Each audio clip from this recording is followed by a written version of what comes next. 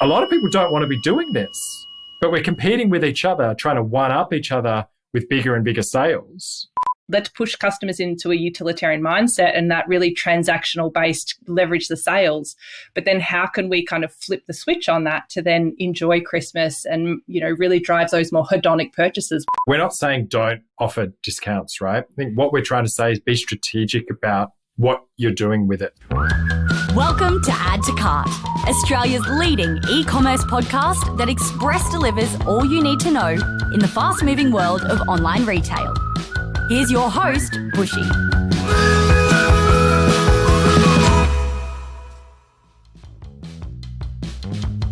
How are we feeling as the silly sales season approaches? We know it's always a busy time for retailers, but what else is going on in the minds of merchants in the run-up to Christmas? Excitement, panic, strategy, anxiety?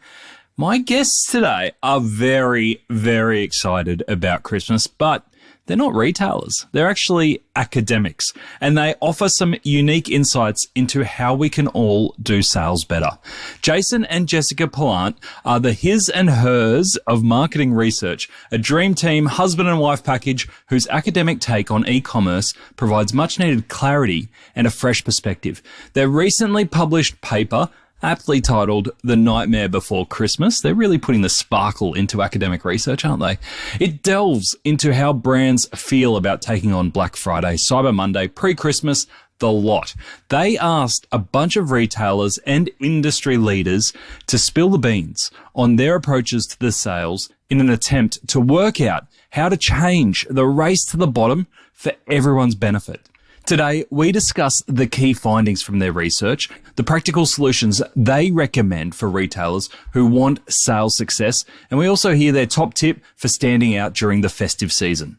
If you want to take a look at the research yourself, you can download The Nightmare Before Christmas, the research, not the movie, from the Add to Cart website. We will have a link in the show notes and on the blog post. So, thanks to our partners, Shopify Plus and Signet, here's our conversation with Jason Pallant from RMIT University and Jess Pallant from Swinburne University of Technology.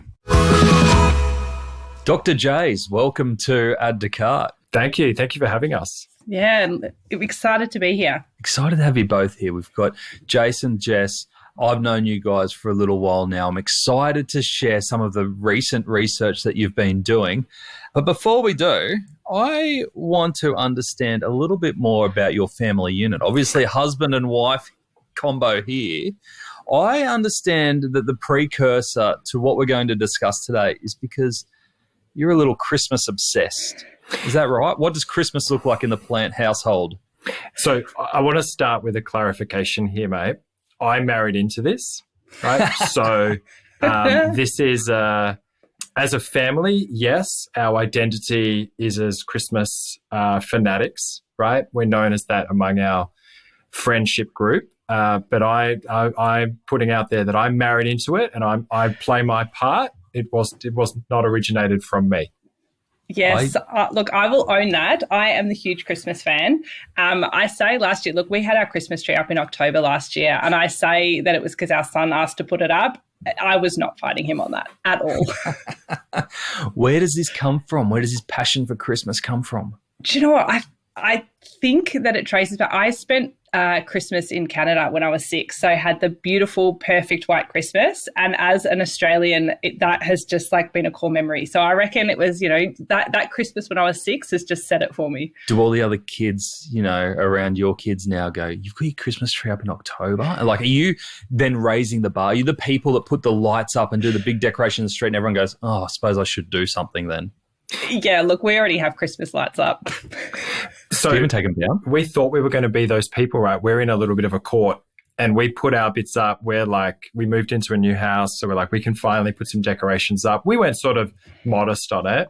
And then one day we're just driving up our street. And at the end of our street, when I tell you every tree they had lights, they had the entire front done. And we're we are in the right street for us. This is where we were meant to live. And so, yes, we are sort of those people, but there's still, people who do it a lot better than us. But, we're definitely on that path. So you're upping your game this year? Oh, definitely. And I've got a hot tip for everyone as well, is that we're super into the family matching Christmas jammies. But the best thing to do, you buy them on the Boxing Day sales the year before, so that not only you get them cheap, but then the next year everyone's wearing the current season. So you stand out and you look different. Yeah, that's nice. We are also that family, but we try and buy ours a little bit bigger so they last for 2 years. Oh, yeah. That's mainly for me. We try and get 2 years out of them, but then we don't know what Christmas is what Christmas, but that's okay. All right, we are here to talk about a paper as academics that you have co-authored together. We're going to get into that. Doing a paper together as husband and wife. Couldn't think of anything worse. But co-authoring a paper called The Nightmare Before Christmas with a big question mark at the end of that statement. Tell us, as retailers in 2023, are we facing a nightmare this Christmas? Yeah, look, this is an interesting one. So the kind of title for this research was purely born out of the fact that I wanted to title an academic study The Nightmare Before Christmas. So nightmare might be a bit of an exaggeration, but what we have actually found through talking about what this might look like is there are some really interesting, challenging aspects that retailers are actually navigating around this space. And particularly with, as you know, Black Friday, Cyber Monday, and all these sales are actually kind of gaining traction and particularly taking off in Australia. Really, Black Friday was really only kind of popular in Australia around 2017. So that exponential growth was kind of a really interesting area that we wanted to dive into. Yeah, to build on that, right, it started out as a Christmas passion project, right? This one of the nice things of being academics is we get a bit of autonomy over what we research, right? Like the two of us always try to make everything we do pretty industry relevant. But we were like, even just personally, we'd seen like retailers just advertising Christmas earlier and earlier, right? And Christmas stuff going up. And that just is like sparked an idea of like, well, we love it because we're in for Christmas. But is that like, do they need to be doing that? Like, what's the pros and cons of it? And in trying to answer that question, actually what we've leaned into and found is that a lot of the reason for that, but the potentially more interesting thing is really around these big sales, right? Your Black Fridays, your Cyber Mondays. And so the idea there of where sort of some of the nightmare, if you will, or those challenges, like some of it is there's some external factors that retailers are really facing, right? Cost of living pressures, consumers trying to buy things earlier, plan all this kind of stuff. At the same time, what we found from some of these interviews is there's a little bit of some self-fulfilling prophecy here where retailers are admitting that they're doing some stuff they don't necessarily want to be doing and that they say, actually, this might not be a good thing for us in the long term, yet we feel like we have to do it now. And so that's where we actually leaned into this idea of that's where some of the nightmare comes. It's like, well, how do you actually do this? How do you participate in these events without making it worse for yourself down the track? And I assume you had to pitch this to someone at the university. You guys are at different universities. I assume you had to pitch this to someone. What was the reaction when you said, we want to do a Christmas paper? I'll take this one, Jay. So we were at the same university when we started this. But the best thing about academic research is that we can run with this because it is industry relevant and it is related to the areas that we study. So yeah, the best bit about that is that we didn't really have to get buy-in before we started the project. We'll clarify, we do have to follow formal ethics approvals. If any university people are asked, that we definitely did get proper ethics clearances. We did. But that's more about like we weren't asking people super sensitive information or anything. We weren't asking people to like relive past Christmas traumas or whatever. Can we do a separate paper with that in it though? We could. Yeah, I think that's we could make a movie out of that too, right? Yeah, great. Yeah, so ethics might be harder for that one. Agree. So yeah, so there's a bit of like, well, you're doing some Christmas research, that's interesting. But once you sort of dive into it and go, well, actually what we're looking at here is at its core, this is research about how retailers communicate to shoppers around discount and sales events. That's the core thing here with a bundling around Christmas and Black Friday, all of those kind of events. Okay, so before we get into the outcomes or the insights that comes out of that report, can you share the process of how you gathered the data and who you spoke to along the way? Yeah. So again, we did have ethics clearance for this. So part of ethics is we can't kind of identify the participants. So it was all, confidential in who we spoke to. But in terms of, we can kind of give rough indications of, there were senior retailers, people who have been working in industry and have that kind of wealth of experience. We were talking to consultants and industry bodies as well, because we really wanted to get kind of a holistic perspective rather than just talking to, okay, we're talking to these small retailers over here. We really wanted to get a good picture across the board of how does this actually play out within Australia from a broad perspective. And yeah, so we're fortunate that we've got pretty decent retail networks, particularly across, ANZ, through, writing for Inside Retail, being part of judging panels, doing events, connecting to yourself, etc. So we put like a direct call out to people that were like, that person will have some really great views because they're at a particular retailer or they're part of an association. We also put a bit of a public call out that just said, if any retailers, anybody connected to retail wants to give us our views on this. So to Jess's point, right, we can't name people, but people who participated are very welcome to name themselves if they want to out themselves and point to it here, later, wherever. But we can't do it, but the people who did participate are very welcome to do so. Great. And are we talking just in-depth conversations rather than surveys or anything like that? How many? Yeah, so we had 12 people. We treated them a bit like sort of in-depth case studies, if you will, right? So we're talking to the senior leaders, decision makers, we're sitting with them. And again, part of the benefit of it being anonymous is we could get into a bit of the strategic stuff without having to play the party line. So, it's like, you'll never be quoted as saying this, but tell me like, what's internally going on when you approach a Black Friday or a Cyber Monday or a Boxing Day? Like, are you excited about it? Are you upset about it? Where's your strategy come from? Who's pushing you to do more? Who's pushing you to do less? We could get into all of those kind of really detailed conversations because people knew we weren't going to come out and say, blah, blah, retailer has said their CFO is an idiot because they're trying to do this or that, right? To clarify, no one called anyone an idiot in the transcript. I was about to say, can we just share that one? Just one. Yeah. No, but look, after this, we ended up with, I think, over 120 pages of transcript that we went through line by line to really look at, what these people are saying and what's happening. While the big supermarket chains dragged their feet to get rid of plastic bags and packaging, online grocery startup Good Groceries is leading the way by eliminating 100% of plastic packaging from all their fulfillment processes.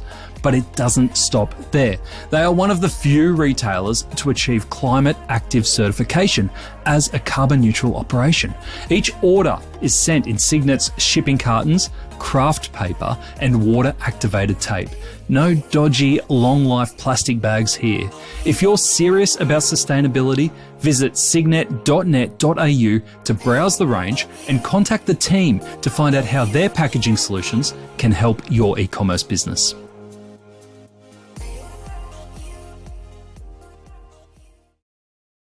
What I loved is that you've developed a whole new term out of this.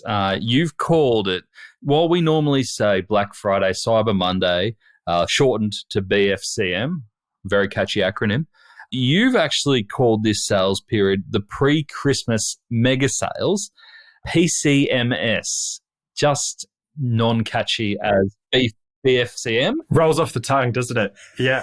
We are so good at acronyms here, aren't we? But pre-Christmas mega sales, PCMS, tell us around why you went down creating a whole new term rather than sticking to the traditional BFCM. Yeah. I'm grossing myself out by using those acronyms, but yeah, I'm with you. So there's a few things there, right? So one is the academic ego. We just love to come up with new things, sometimes make them more complicated, make them more abstract. So there's that factor, right? But I think, a bit more seriously, right? So I mentioned before that at its core, what we're actually looking at here is how do retailers decide how they're going to participate or not in different sort of big sales events, right? And so deliberately, we didn't want to limit it to those specific events. Like Black Friday, Cyber Monday is such a focus right? But it's just that there's sort of almost a newish now still phenomenon, right? It's been a few years, but it's like they're not been forever. And at the same time, there might be new ones next year, the year after.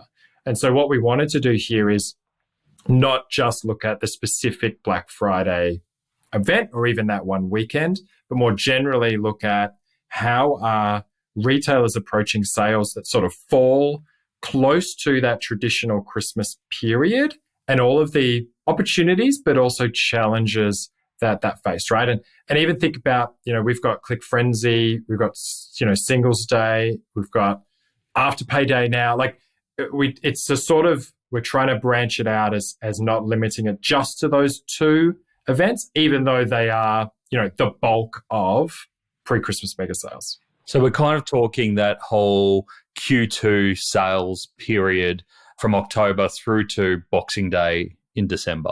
Yeah, absolutely. And I think, and that's a very kind of industry framed answer that Jace gave as well. But there's also kind of an academic reason driving this as well, other than, just our egos, is that to get this published academically, we've had papers published in 9 days. We've had other papers take 3 years. And so we wanted this research to be enduring. And so again, as Jay said, if there are new sales that come up, next year, year after, or even in, kind of 5 years' time, we want people to still be able to get the relevance out of this research kind of into the future as well. So if it takes us 3 years to get published, it's still relevant. Makes a lot of sense. And it's something that you can build upon then, I suppose. Yeah. Totally. And I think we'll get to that. We're keen to dive into that. But like all sort of good research, I think it tells you some things, but it really raises a whole lot of more interesting questions. And that's what we sort of love, diving down those rabbit holes of, oh, that's a really interesting thing this raised. Let's go and explore that next. Great. So tell me, let's get into the findings. What were the most interesting findings for you that would be relevant to our listeners who are either owning their own businesses or working in retail and might be planning or putting the finishing touches on their peak season sales right now? What came out of this research that was interesting? Yeah, so I think one of the biggest things that I guess surprised us and coming a little bit externally from retailers, but we were just looking across the industry, seeing how much discussion there was around these sales, particularly those Black Friday, Cyber Monday kind of events. And I guess our assumption was like, retailers love these events, right? They're just like so excited about Black Friday. They don't care about Christmas anymore. And being Christmas fans, we're like, oh no, like this, don't forget about Christmas, right? What was really interesting is that is true for, quite a few retailers. We heard in there where there's some retailers where it's like their grand final. It's like everything points to this, particularly your sort of pure plays or your emerging retailers where it's such an opportunity to gain new customers, build brand awareness, all that kind of stuff, right? But the majority of what we heard, particularly from your sort of multi-channel, omnichannel retailers or more established brands, it's almost like this sort of underlying really negative feelings around some of these events of like, we heard things around reluctance, we heard even fear, right? We heard people talking about, I don't want to participate, but I feel like I have to. We heard people talk about things like, we've got ourselves hooked on this discount drug of the bump that I get. If I offer a 70% discount, it feels great because my sales go up, my visits go up, my numbers go up. But 3 months later, I've actually realized I've lost a bunch of money. But they've almost become hooked on that feeling of the numbers, the short-term numbers going up. I think that was sort of our really big, interesting, overarching theme here is that all these retailers are sort of going into these events being like, well, we have to. Everybody's doing it. It's blah. But actually, if you talk to each other, it's like, well, a lot of people don't want to be doing this, but we're competing with each other, trying to one-up each other with bigger and bigger sales. Is that actually good for individual retailers? Is it even good for the industry? Is it good for consumers? I think there's a real opportunity here to sort of sit back and go, why are we doing this if a lot of people are not actually super psyched about offering 70% site-wide discounts? Is it a case of there's no way, and you've got to be very careful around, I'm going to have to find the word, collaborating on pricing. But is it a case of now with Amazon having such a strong presence in Australia, other international retailers having such a good foothold here, where they're going to do it regardless? The horse is bolted. There's no way you can kind of go, guys, let's just simmer this fire down a little bit. Like, they're going hard. They're going after market share. Australian retailers, if you want a piece of that pie, it's there. There's no getting around it now. Yeah, I think so. I think this is the challenge that we heard, right? There's a really fine balance here. And this is where some of that fear and some of that FOMO that we talked about came in, where a lot of retailers are doing it. They're going, well, Amazon's going to do it. And if we don't, we're going to lose that market share. We're going to lose customers. We're going to lose that opportunity. And there's absolutely an element there of like, I think you're right. Like, the horse is bolted. You can't, it's very hard for a lot of retailers to not participate, right? You have to be in a really strong position to be like, no, we don't do this. Yeah. I think what we saw is a lot of retailers are then almost trying to go at your Amazons, your big players head on and go, well, Amazon's offering 40% off all of their tech. We're going to offer 45% off all of our tech, try to beat them.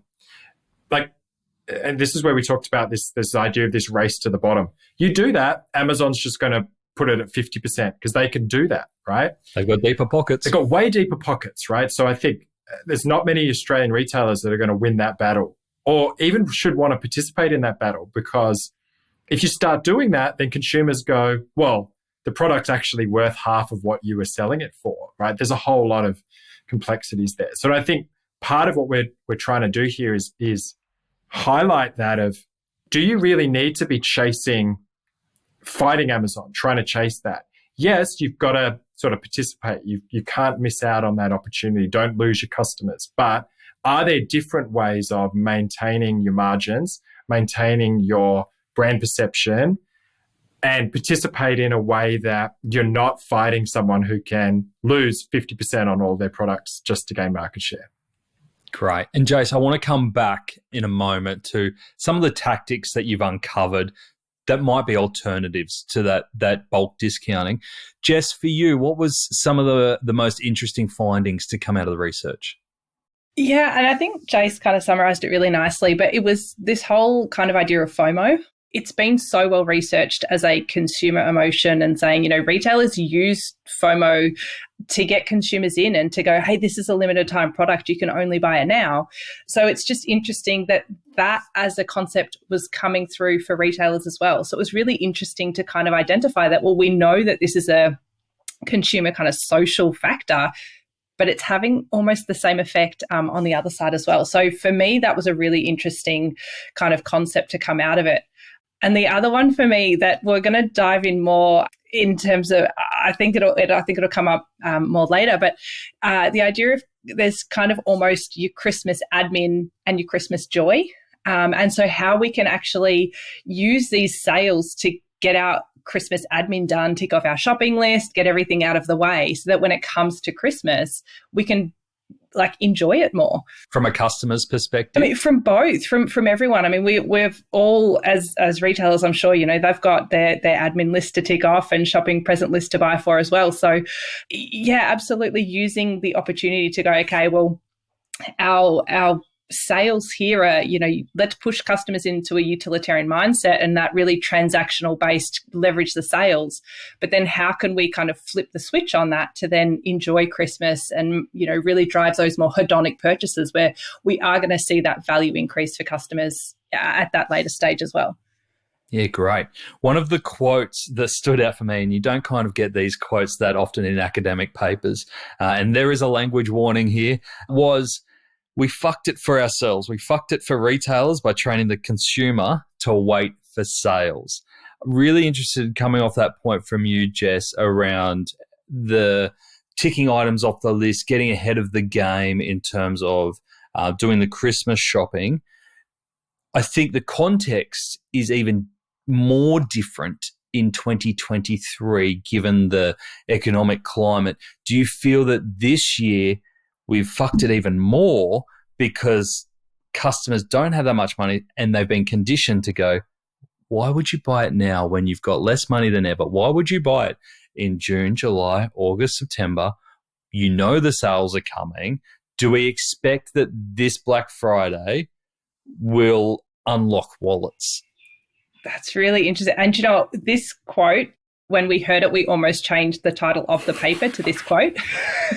But we thought we wouldn't necessarily get away with publishing offensive words in an academic study. Here you go, title. the elf that fucked Christmas. Yeah, basically. Yeah. And it's really interesting that you kind of say, like, are consumers going to wait for the sales? We literally had this discussion last week. So we need to buy a bed for our daughter. She's growing out of her cot. And I just went, oh, well, look, we're almost at the end of September. What's waiting another month to see if it goes on sale? So we have literally played this out going, what's another month? You know, she's not, you know, climbing out of the cot yet. We can wait for that sale. So she can sleep outside for a bit. It's fine. She can. She's got the dog bed. It's fine. I would not do her that.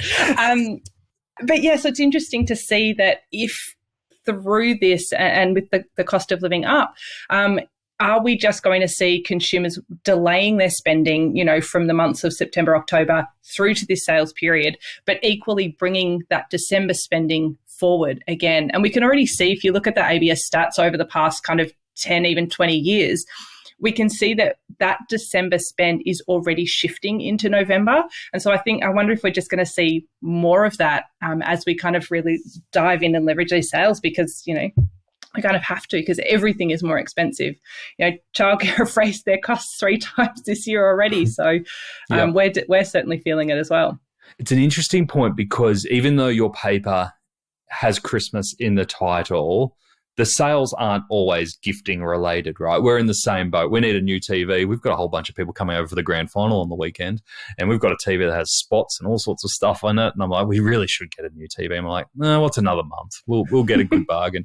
So it's really important for us as retailers to think about, it's not just the gifting side of it, it's all the household purchases, and especially the big purchases, the beds, the TVs, all that sort of stuff that people have put on hold, knowing that there's going to be an opportunity to get more value for money at this time of year. And this is one of the really interesting, not debates, but bits we got into with retailers, where I think one of these big questions is yes, it opens wallets, right? So throughout this event, consumers are going to spend a whole bunch of money, right? A bunch of people are going to buy a bunch of stuff.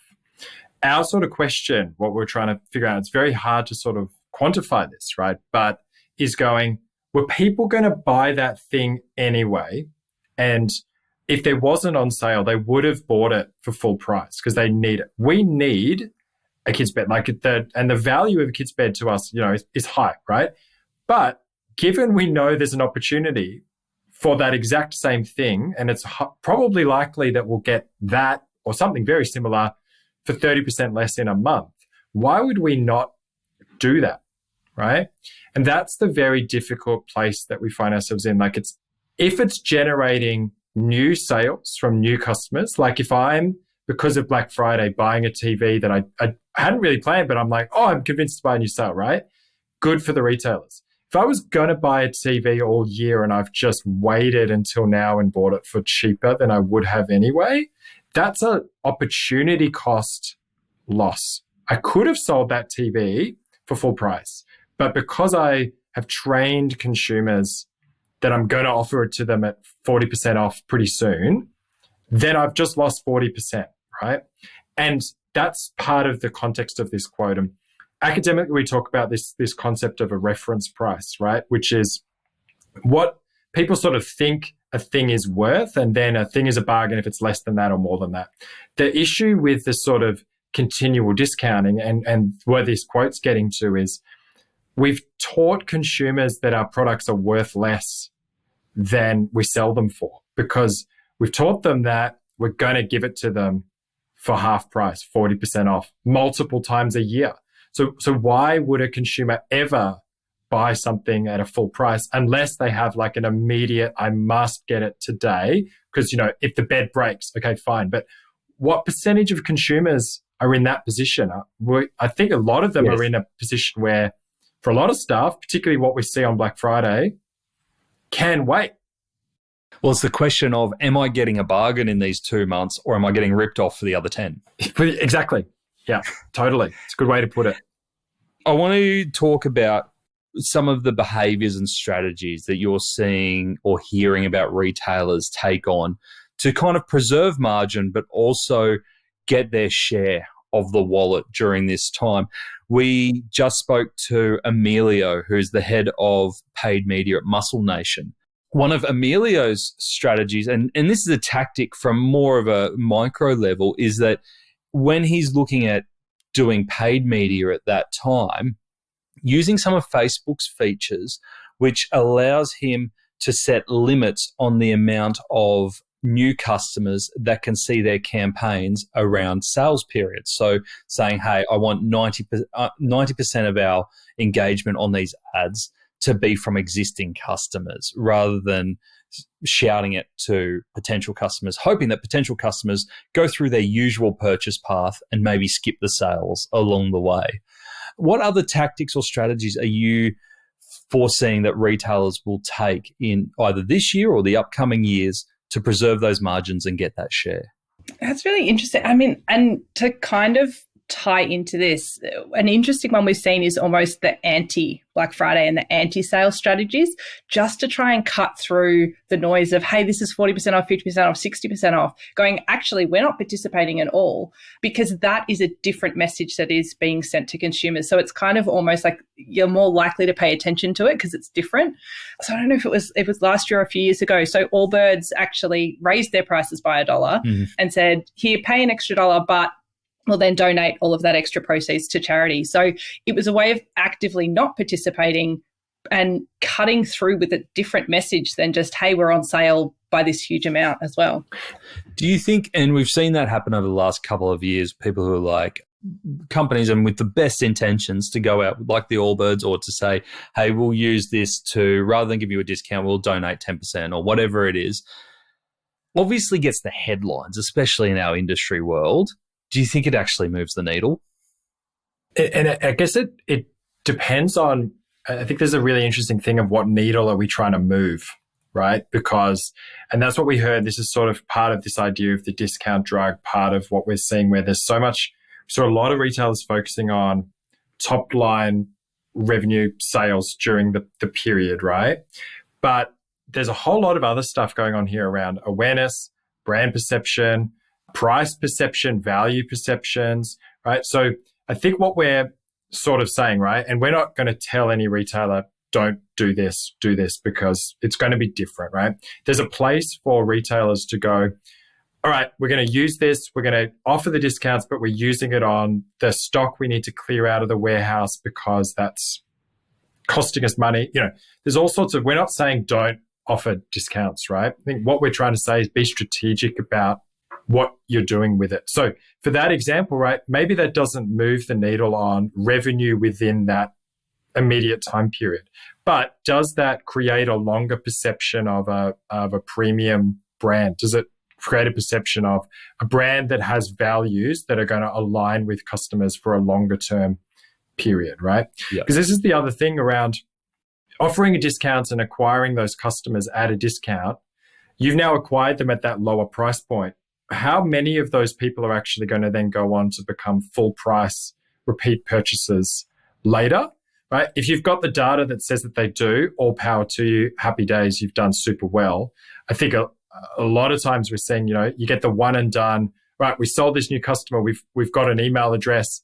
What's the lifetime value of that person that you've acquired? Yeah. It's an expensive time to do brand activity, though.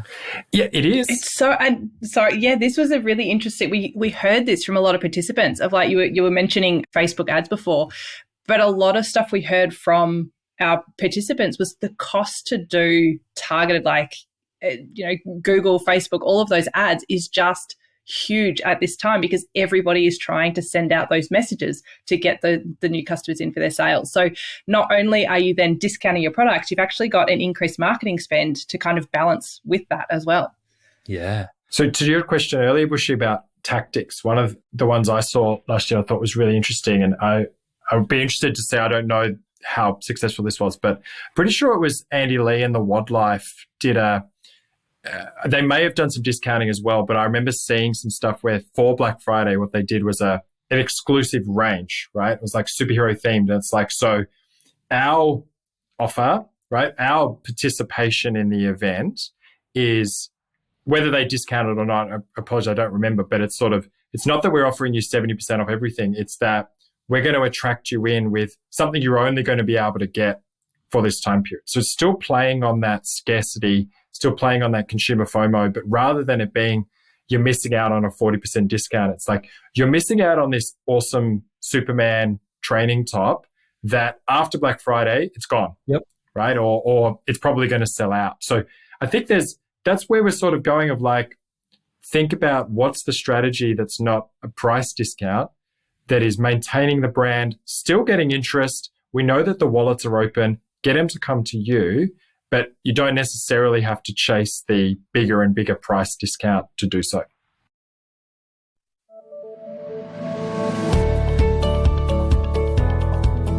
It's the calm before the storm. And unlike George Clooney in The Perfect Storm, spoiler alert, Shopify wants retailers to come out not just alive, but thriving, because it's a big deal, especially here in Australia. Last year, Australian merchants ranked third globally in Black Friday, Cyber Monday sales volume.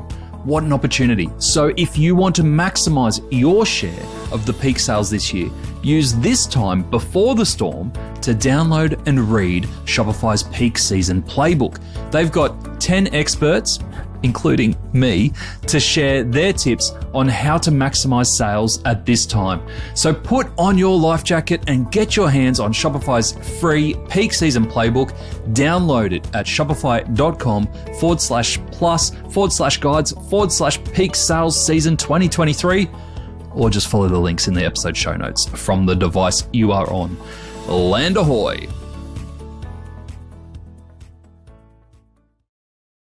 Yeah, I think product is key, right? So product planning, if peak sales or PCMS isn't part of the product planning process, then you're going to miss out regardless of how good your marketing or your discounting is. I think especially, what we just talked about is holding out for those bargains.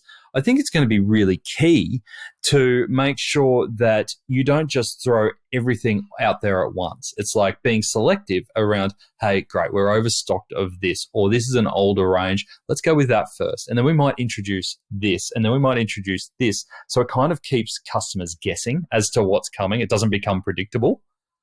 Yeah, and this is a really interesting one where there was a fine line here around doing that, getting that excitement, but also not what we heard with some people talking about almost non-genuine participation. So we heard some discussion of like, and this is one of those funny things where then it's easy to say other people are doing that, but what we're doing is genuine, right? But part of that was a bit of some of retailers sort of going, all right, this is our discount. But then it's like, oh, well, we haven't done so well. So on day 3, we're now upping everything by 10%. The risk of that is consumers who bought on those first days feel cheated. They're going to come back to you and be like, hang on, you told me it was 30% off. The next day it was 40% off. I want the extra 10%, right? But I like your thing there of that underlying idea of having a very clear plan of what are we offering. And to your point earlier, maybe that's tailored to different kinds of customers. Maybe we're saying, it's not a blanket, anybody can get 40% off. It's our loyalty members, or we've seen you've bought from us. So what we're going to do is offer you a renewal of whatever your thing is, or that we're actually using that now as a customer relationship building, loyalty building play, not just how many people can we get clicking our website and make as much noise. Yeah, I think that's really, really good point, Jace, because there's 2 battles here. There's the battle for share of voice, because it is the loudest time in retail, right? Everyone's literally got like one of those stands. You remember those microphones outside of the jewelry stores with everyone, that guy would rock up with his little speaker box and his microphone? You've got hundreds of retailers shouting at you with those speaker boxes going, come here, come here, come here. And then you've also got the battle for the wallet. So you've actually got to be really interesting with your messaging rather than those boring % off, that will just become wallpaper. How do you become interesting with your messaging that this is exclusive, or this is a bargain for members, or this is why we're doing this discount? You've got to create a story around it too, I think. It's interesting you mentioned kind of share of wallet, because I think this is one of the factors that was kind of almost scaring retailers into going early with non-genuine offers, of going, well, if I don't go early and my competitors do, they're going to buy from my competitors, and I don't get any of that share of wallet for my customers. And so almost by that fear and going, okay, well, my competitor's done it, I've got to do it too. My offer's not as good as it could be. I'm not cutting through that noise, and you end up worse off anyway because you've still reduced those margins. And so this is why taking that really considered, planned approach and working out, okay, but what is the value you're offering customers to encourage them to shop with you over your competitors rather than just doing a bigger discount earlier out of fear. So, Jess, we're recording this on the 28th of September. Black Friday this year is on the 24th of November, so a little bit later than last year. Can I ask you both, give us a date. When do you reckon we're going to start seeing PCMS really hit its straps? How early are we going this year? Oh, this is interesting. Look, I think retailers who are smart about it will be signaling to their customers kind of their intent and what value and offers they are going to be offering, probably, in the weeks leading up to it, but not really pulling that trigger until either the week of or the day of. And I think that is probably going to be the best approach. But of course, we know in this space, there are brands who are just going to dive into that fear and pull the trigger early just so that they can be the first ones off the rack. So I think probably like at least in the week or two leading up to the 24th, we'll definitely be seeing sales picking up if they haven't already started earlier. With a bit of a tease period in there rather than just pulling the trigger straight into sales. Yeah. We heard some really interesting quotes, right? In terms of, and this is why, again, we went away from using just the Black Friday, Cyber Monday term and termed it these pre-Christmas mega sales, because some retailers are looking at it as like, it's just sales month. November, we're just on sale, right? Maybe even into October, right? And again, that's part of what we're trying to, for some retailers that might work, right? Again, we're not telling retailers don't do that. What we're trying to do from this is start a conversation of going, is that mindset of we're just on sale for all of November, is that actually the best thing for you, your customers, the industry as a whole, right? Is there a way, to Jess's point, right, signaling what's coming, get people excited, an exclusive range, something happening, watch this space for loyalty members. Start getting that share of voice, get people interested, but do you need to be 40% off on the 1st of November and then just give people a month to buy stuff cheaply? Yeah. I would, that's the bit that we're sort of really trying to question. Yeah, that makes sense. And in terms of performance this year, we've talked about the waiting, and there feels like there is that anticipation and holding off to purchase. But at the same time, we're still not in a great economy. I think, disposable income is a lot lower than it was last year. How do you think, if I was to ask you, do we think we'll be up, down, equal on last year's PCMS? What's your prediction for this year? So, mate, you've asked to primarily academics, right, to make a very clear, practical answer to a complex question, right? I see where we're going here. Yeah. So there's some with some back and forwards that we can put to this. So let us work through it, and then we'll give you something that looks like an answer, right? So I think you made a good point that there's those challenges. At the same time, we had some challenges last year, and we had record sales, right? I think it was the Australian Retail Association of something 8.6-ish% up, unprecedented, all of those kind of things, right? We're predicting flat. It goes up 8.6%. We sort of go, recent history does that. Like, that's a point to the argument for going to grow again, right? Yes, it is. But interest rates have continued to rise. Inflation's still rising. We're kind of seeing the effects more of that. So I think there was a stat out of the UK that even just last year, the cost to consumers of this time period, so not even just the money that they're spending, but the costs that they're facing, is up 65%. So is that going to factor into it as well? Which is also a good point. And so to support that point, right, are you having fun with this, Bushy? I'm loving this. I can see how this report comes together now. Yeah. This is our academic. You're getting a real insight into academic work, right? So the point to that is, if we look at Singles Day last year, it was the first year I think they didn't release the results publicly. Every other year they've gone, look how successful it was, right? And so the estimates from some external consultants go, it is actually a plateau, right? It's the first time ever it wasn't a growth, which again, if we apply that logic, we're going, okay, we're starting to see slowing. Maybe we're flat. Yeah. But then if you do consider cost of living and then the other side to that argument, so if you kind of consider people don't have as much disposable income to be spending on these things, taking advantage of these heavy discounting is actually potentially attractive. So particularly if retailers are going to continue down the heavy discounting path at this time, we might see consumers taking advantage of that. So conflicting things, right? Cost of living pressures, but at the same time, people wanting to get discounts because of those things. People have been waiting. So stagnant, but also lots of people interested. This is why it's a complex question to answer, right? It is. And I think back to our earlier point of, we're waiting to buy the bed because we're like, what's waiting another month? So yeah, are we just going to see the August, September, October purchases being delayed until these sales in November? But equally, all of your Christmas shopping, are you going to be brought forward? So you're not going to be spending in December either. So that's a very long-winded way to give you our answer, so which is this. Up, flat, or equal? Okay. Oh, sorry, up, flat, or down? Yeah. The period itself, those days, Black Friday, Cyber Monday, those periods, top line revenue up. Yeah. Because people have been waiting and need those discounts. We're buying our bed, you're buying your TV. Cost of living pressures have made people stop spending and then going to put it all in the discounts.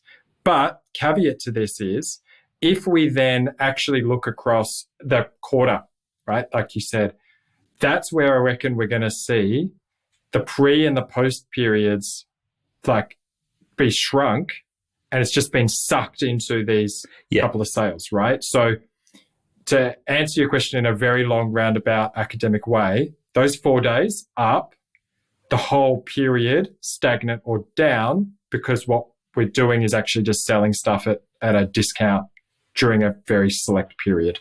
How is that? No, that's great. You've actually, given me an answer. That's fantastic. So we're saying that we think it will be up during those key sale periods, but they'll essentially be cannibalizing from the dates around them at a lower margin. You said it a much quicker way than we did, but that's my prediction. I'll put that one on, but we've given you the complexity and the logic behind it. Yeah. Oh, and the way you work through it together, it's amazing. Tell me more about this process. Tell me more about how you guys work together. Is there inside gossip? Who's the easiest to work with when writing a paper like this? I reckon that really depends who you ask and in what context. And okay, so who's got the strengths and the weaknesses? Who's good at what? Well, we have been described as the competence and the confidence. So we'll let you assess who is who in that.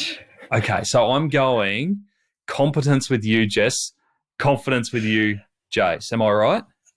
Yeah. You've hit it. I'm the stereotypical 30-something white guy that likes the sound of his own voice, right? And you're talking to someone who hosts a podcast. and me too, up until recently, right? So yes, no, but I think this is why we actually enjoy working together. So I certainly enjoy it.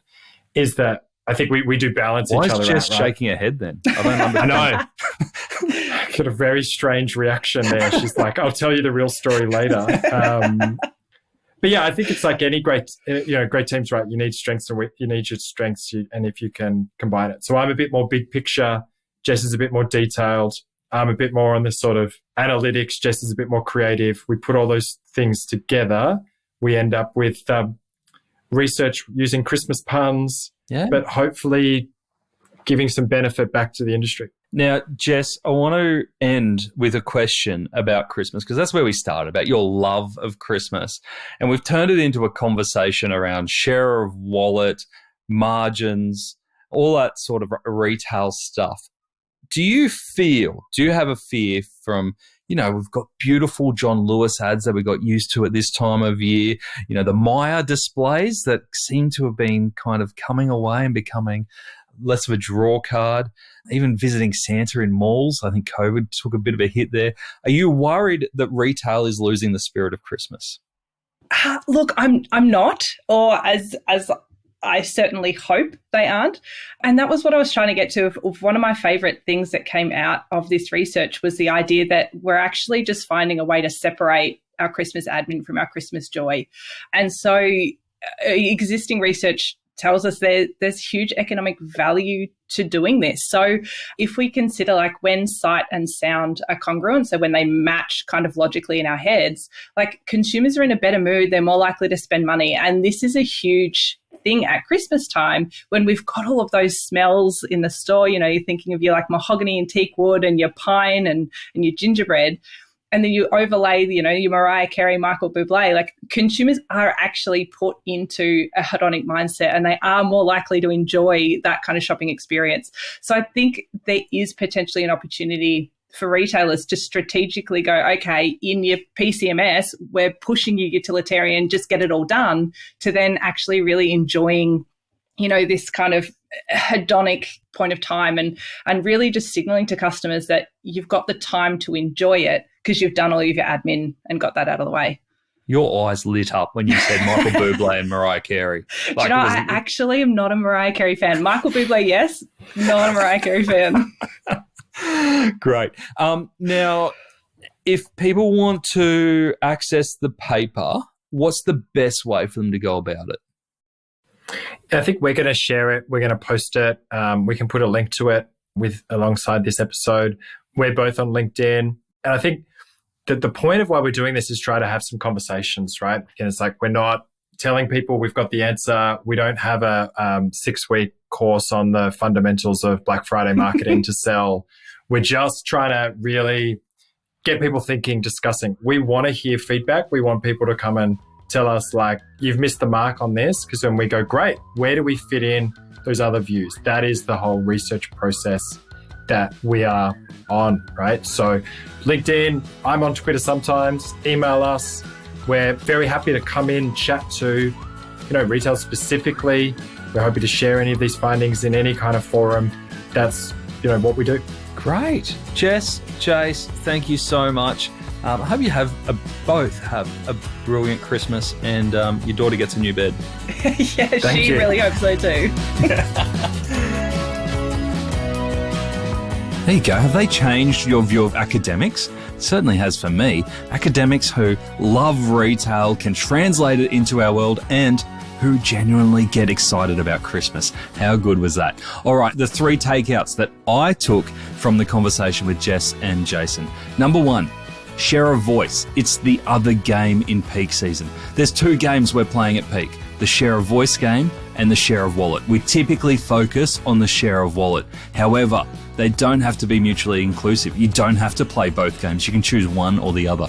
You might be able to get share of voice in this peak shopping season without actually having to give away loads of margin.